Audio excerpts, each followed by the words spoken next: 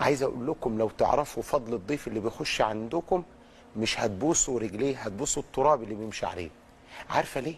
عارفه انت ما بتعزمي ضيف وهو خارج يخرج من عندكم اذى وحسد وشر وسحر ونظره وعين ونكد، قول اللي انت عايزه كله، حتى وان كان حاسدا يخرج معه.